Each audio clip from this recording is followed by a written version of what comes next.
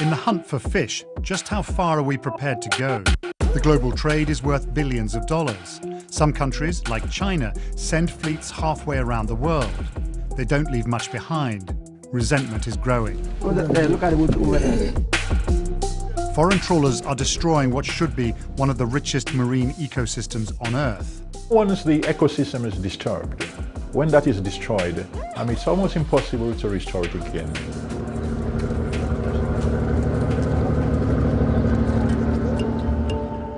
We've come to Sierra Leone in West Africa, home to nearly 8 million people.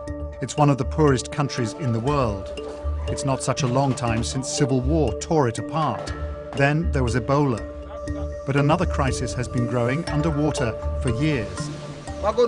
In villages up and down the Atlantic coast, whole communities depend on the sea. This is an area reserved for local fishermen. We are not happy for this because it is small catch. Abu Bakr says foreign trawlers are to blame. What would you like the government to do? We like the government to take these people away because to stop fishing in this country. Part of the problem now is no one really knows what's out here anymore. Sierra Leone has had so many other things to think about. After the Ebola, the data we're relying on at the moment are old. We're looking up to getting new sets of estimates that the government can use. Are you worried about what those estimates will show? Yes.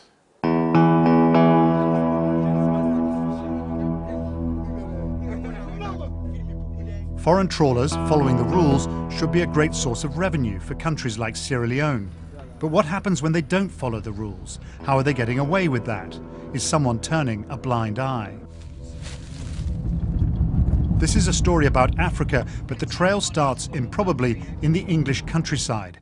South of Oxford, the latest technology is being used to monitor the world's oceans.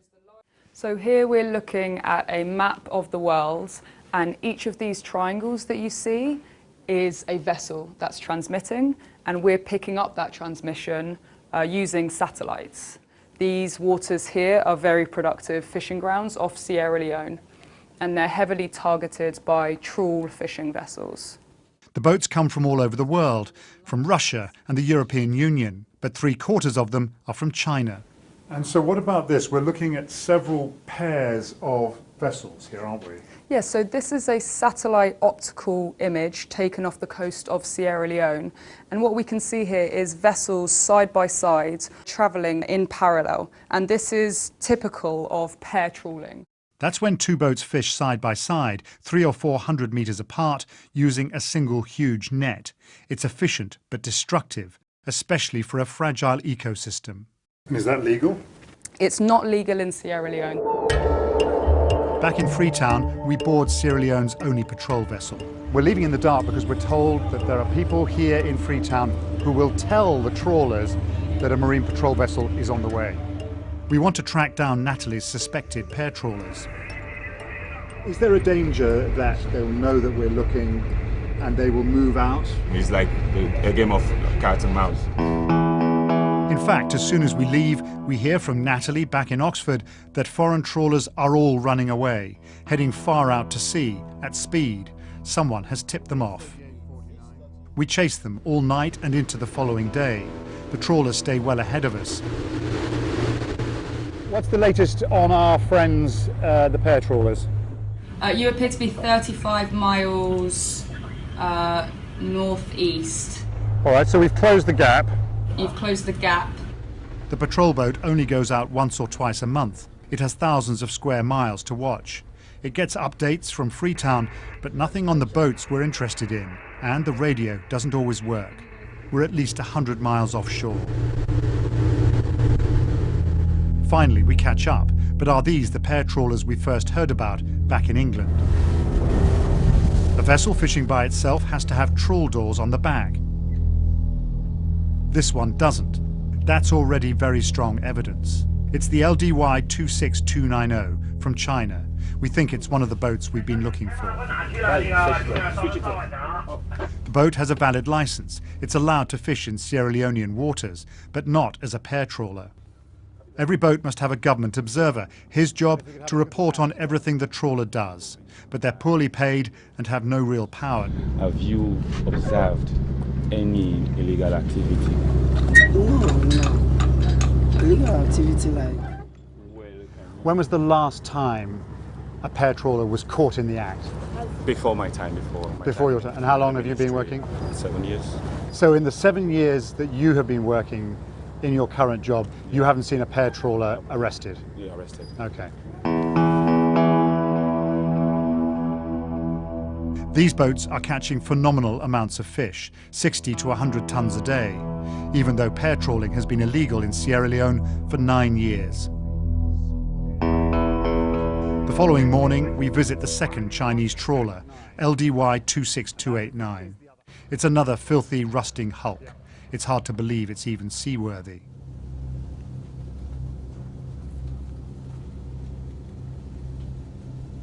The law states half the crew must be local. Their living conditions are appalling. Actually, not fine. Place not fine. Actually, afford for management and how would you drink? Umaru says he's on board 9 months a year, at just $100 a month. It's a pittance, but there's no other work. Again, there are no trawl doors. It looks as if the boat has been pear trawling. The inspector seems to agree. You can continue fishing. You walker, you continue fishing, okay? Why could you not, right then, while we were on board, take an enforcement action? The vessels were stationary. They were not actually caught in the act. So if you do not have sufficient evidence, then your case will definitely be thrown out, and it might cause a lot of embarrassment. Back on the patrol boat, the airwaves are full of chatter. Aboard their separate vessels, Sierra Leonean observers are wondering just how useful they really are. The government observer and get the powers of arrest. When we get the powers of arrest, somebody know they go work out with you, go inside. That then they go fear we more and more, and plenty things will be correct. You think you've done your best sometimes, and then when you get to shore, somebody will tell you something different. Over the course of 3 days, we see signs of indiscriminate methods. Sierra Leone's fish stocks are in grave danger. It's not hard to see why. I've just brought this box up from the hold. This is frozen shrimp, packaging in Spanish. It's destined for a dealer in Las Palmas, that's in Gran Canaria, so probably for the European market. West African fish ends up in markets all over the world, from Europe to China. But one recent study found that Sierra Leone earns less than 10% of the money generated by foreign fleets. As many as 70 trawlers are working around the clock in Sierra Leone's waters. The fishing never stops. It's not encouraging. Back on shore, we show our evidence to the country's leading fisheries expert. Percy Showers has been studying the industry for 40 years.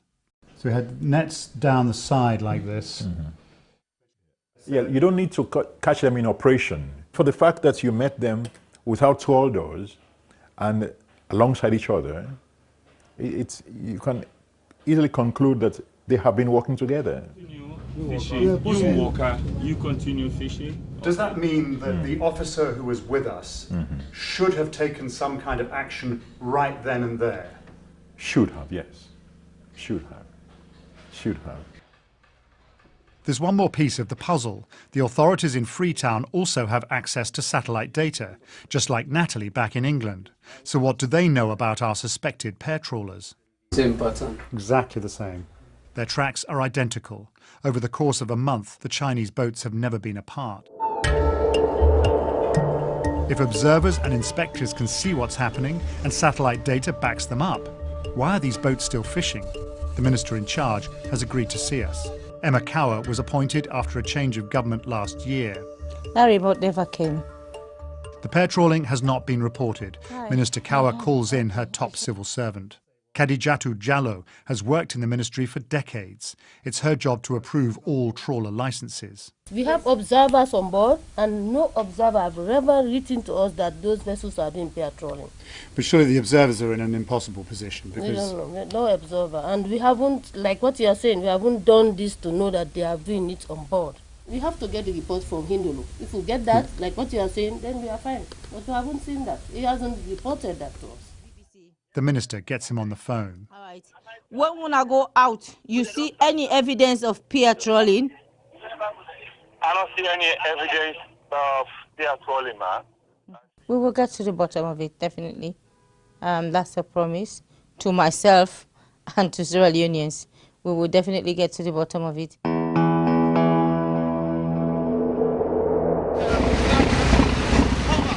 2 weeks later, we're sent this.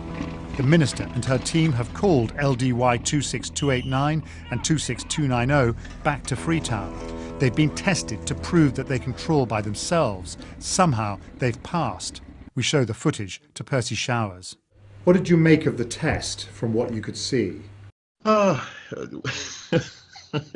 Well, you know, it was unsuccessful. The net was out there. It didn't open to operate. Would you go so far as to say that that test was a sham?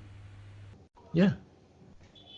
Yeah, I was trying to be a little moderate, you know, out of respect for my colleagues there. But yes, that was a joke. But that's not the end of the story.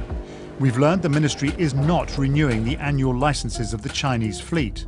They're not being accused of pair trawling, but poor sanitation. And there's more. The government has banned all industrial fishing for the month of April. It's an unprecedented move. But these are still small steps. The people of Sierra Leone can see a precious resource disappearing day by day. Now snapper they come, but it's small, you know, big they can be full. Does this vulnerable country have what it takes to avert disaster?